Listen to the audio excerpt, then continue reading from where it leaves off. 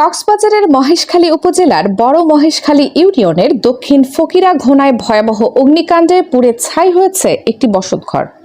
গত শনিবার 15 আগস্ট রাত আনুমানিক 11:30টার দিকে মৃত কবির হোসেনের বাড়িতে এ অগ্নিকাণ্ডের ঘটনা ঘটে।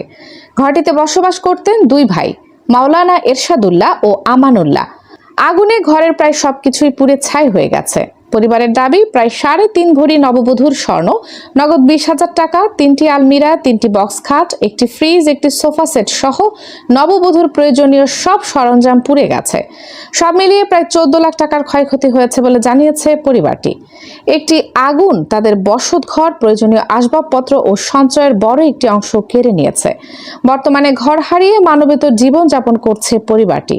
এই অবস্থায় ক্ষতিগ্রস্ত পরিবারের পাশে দাঁড়াতে সমাজের বিত্তবান জনপ্রতিনিধি, সামাজিক সংগঠন ও মানবিক ব্যক্তিদের প্রতি সহযোগিতার আহ্বান জানিয়েছেন স্থানীয়রা।